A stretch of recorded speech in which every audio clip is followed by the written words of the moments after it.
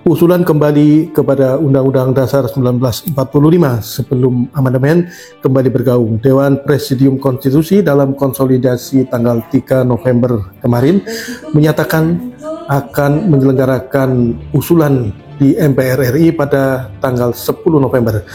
Usulan yang mereka sebut dengan maklumat tersebut akan dibacakan dan dihadiri oleh berbagai tokoh yang akan diterima oleh Ketua MPR RI dan dibersamai oleh Ketua DPD RI dan dihadiri oleh beberapa tokoh, diantaranya adalah mantan Wakil Presiden RI Tri Sutrisno. Koordinator Dewan Presidium Konstitusi Dr. Ihsanuddin Nursi kepada Halo Jakarta menyatakan ia optimis usulan kembali ke UUD 45 akan bisa diterima oleh berbagai pihak termasuk oleh para partai. Rencana tanggal 10 kami ngumpul di Gedung Nusantara 4. Dihadiri oleh Wakil Presiden ke-6 dan Panglima ABRI ke-9, Tri Sutrisno, bersama dengan DPD dan kelompok masyarakat akan menyampaikan maklumat tadi. Dan maklumat itu berisi 3 hal yang sudah Anda tahu, tapi poinnya adalah mendesak MPR untuk bersidang dan segera kembali ke Undang-Undang Dasar 1945 sebelum diamandemen. Oke. Seandainya itu diterima, berarti melalui mekanisme sidang umum MPR. Melalui sidang istimewa.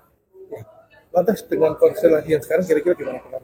Kalau Anda bicara konstelasi, berarti Anda bicara tentang peta politik. Gitu ya. Setahu saya sejumlah partai politik setuju. Karena mereka juga dewasa melihatnya dalam pengertian ternyata pemilu langsung itu seperti yang saya bilang, melahirkan bangsa terbelah. Seperti juga yang disebut oleh Obama, melahirkan divided nation.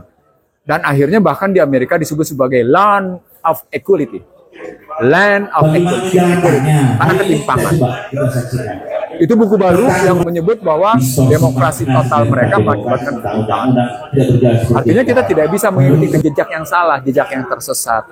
Itu makanya saya mengajak masyarakat untuk tidak menikmati ketersesatan. Berarti sidang umum untuk memilih presiden sudah langsung melalui MPR. Iya. Jadwalnya disesuaikan. Iya. Enggak, jadwalnya tetap kita ingin 14 Februari. Iya.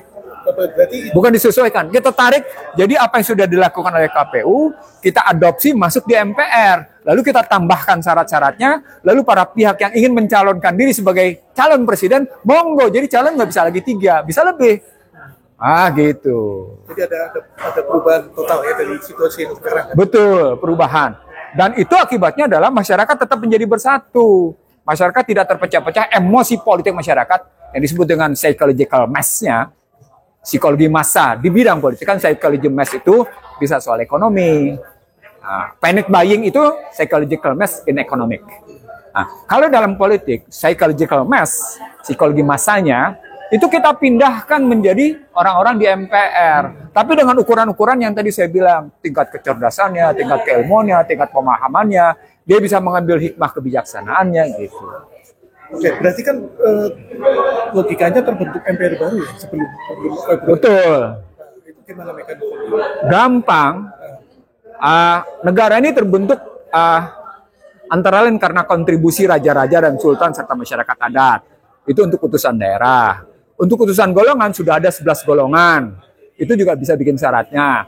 Lalu tinggal ditambahkan DPR yang sudah ada dan anggota DPD yang masuk ke situ. Tantangan terberat gimana ya Pak untuk mencari? Tantangan terberatnya adalah ini bagian dari pergumulan aliran pikiran. Ada yang pro-liberal, ada yang pro dengan semangat para pendiri republik, ada yang mencoba mengambil hybrid. Ada 3 aliran minimal. Yang mengambil pro-liberal, itu yang sesungguhnya mereka yang mendukung Pilpresung. Tapi yang Pilpresung juga menghendaki kembali ke Undang-Undang 45, cuma sesudah Pilpresung baru mereka lakukan. Ada juga yang kayak gitu. Menurut saya kalau nanti sudah Pilpresung baru kembali, ada masalah presidennya nggak bisa. Presidennya kan bukan presiden terpilih karena Undang-Undang 45. Jadi masalah di situ. Itu kelompok itu. Nah, kelompok yang berikutnya yang mencoba memadu adalah bagaimana Undang-Undang 45 diambil sebagai rujukan lalu diperbaiki. Nah, kelompok sepenuhnya ada juga yang tidak kepingin melakukan apa-apa, tapi tetap kembali ke 45. Nanti dulu perdamaian macam-macam. Kalau kami enggak, Kami tetap kembali, tapi tetap dengan mengadaptasi dan mengadopsi serta melakukan apa yang kita sebut sebagai penyesuaian diri, melakukan reform atas beberapa kekurangan Undang-Undang Dasar 45, tapi tidak bertentangan dengan Undang-Undang Dasar 45. Nah, itu poinnya. Karena itu kami punya naskah akademik. Gitu. Dewan Presidium Konstitusi bersama DPD RI menurut Ihsanuddin Nursi mendapat dukungan dari MPR RI dalam membacakan dan menyampaikan maklumat Dewan Presidium yang meminta kembali kepada Undang-Undang Dasar 1945. Dewan Presidium Konstitusi mengundang masyarakat untuk memberikan dukungan kepada gerakan kembali kepada Undang-Undang Dasar 1945.